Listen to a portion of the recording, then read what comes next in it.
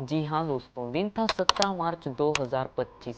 महाराष्ट्र में स्थित खांडबारा नामक एक छोटे से गांव में छत्रपति शिवाजी महाराज के विषय में एक कार्यक्रम अरेंज किया गया था। सब लोग काफी उत्साहित और खुश होकर नाचते गाते हुए घूम रहे थे। चारों तरफ बस गुलाल ही गुलाल उड़ रहा था। लेकिन इन खुशियों में कुछ ऐसा हुआ जो मेरे ख्याल से शायद नहीं होना चाहिए था। बात कुछ ऐसी थी कि जो गुलाल अभी खुशियों में बाहर उड़ रहा था, वही गुलाल अभी धीरे धीरे करके मस्जिद में भी आने लगा था। इससे मस्जिद में तरावी पढ़ने गए लोगों को ज्यादा मात्रा में गुलाल आने को लेकर तकलीफ होने लगी। आखिरकार 2 मंजिला मस्जिद में इतना सारा गुलाल आया कैसे? क्या गुलाल गलती से आया था या फिर जानबूझकर? अब क्या सही है, क्या गलत है, क्या सच है, क्या झूठ है, हम जानेंगे आज की इस वीडियो में।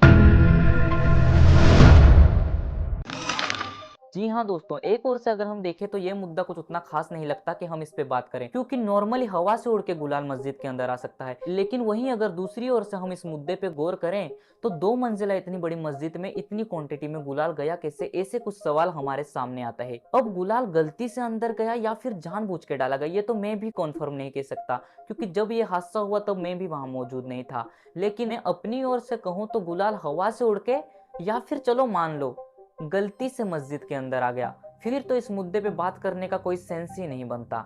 लेकिन वहीं अगर सब कुछ जानते हुए भी जानबूझकर अगर गुलाल मस्जिद में डाला गया तो ये काफी शर्मनाक बात है। अब आप लोगों के मन में भी ये सवाल आ रहा होगा कि हिंदू मुस्लिम जाति धर्म ये बहस तो हर जगह चालू है, लेकिन इस बार इस मुद्दे में ऐसा क्या है जो हम इस पे बात कर रहे हैं?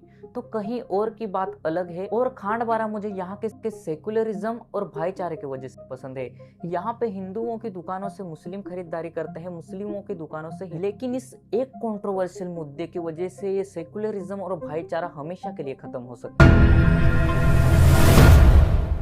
अगर हम इस कंट्रोवर्सी को साइड में रखें और उस टॉपिक पे आए जिसके लिए मैं इस मुद्दे पे बात कर रहा हूँ, तो वो यह है कि इस कंट्रोवर्शियल मुद्दे की वजह से जो हमारी आने वाली पीढ़ी है वो सेकुलरिज्म और भाईचारे को भुला के जाति धर्म हिंदू मुस्लिम लड़ाई झगड़ा दंगे मारपीट इस जैसे कंट्रोवर्शियल मुद्दों की ओर वो ज्यादा अट्रैक्ट होगी। जो लड़का आज प्रभु श्री राम का नाम सुनकर अपने दोनों हाथ उठा के भजन में बस लीन हो जाता है, वही लड़का इस एक कंट्रोवर्शियल मुद्दे की वजह से आगे जाके तलवारें उठा सकता है। जो लड़का आज नमाज और कुरान पाक को अपने दिल में रखता है, वही लड़का इस एक मुद्दे के बदौलत आगे जाति धर्म दंगे को अपने मन में रखेगा। क्या ये दोनों बातें सुन के आप लोगों को लगता है कि इसमें उन लड़कों की गलती थी? तो ऐसा नहीं है, इसमें गलती आपकी है, मेरी है, हम सब की गलती है, क्योंकि हम इन कंट्रोवर्शियल मुद्दों के बीच में बच्चों को सेकुलरिज्म और भाईचारे का मतलब ही बताना भूल गए हैं। ये एक बात जरा आप सोच के देखिए। समझ लीजिए किसी धर्म में 100 लोग हैं, भले ही 99 उसमें से अच्छे हो, लेकिन एक ना एक ऐसा होता ही है जो इन कंट्रोवर्शियल मुद्दों को बढ़ावा देता है। और फिर हमें ऐसा लगना लगता है कि अरे ये तो हमारे धर्म के लिए बात कर रहा है, हमारे लिए बात कर रहा है, और हम उसकी बातें मानने लगते हैं बिना ये सोचे समझे कि क्या वो सही बोल रहा है या गलत बोल रहा है। आखिर किसने दिया उस एक को ये अधिकार कि आपके लिए क्या सही है क्या गलत है उसका वो फैसला करे? मेरी एक बात हमेशा याद रखना, जो भी करें सोच समझ के करें, अपने लिए नहीं, अपने आने वाली पीढ़ी अपने बच्चों के लिए करें।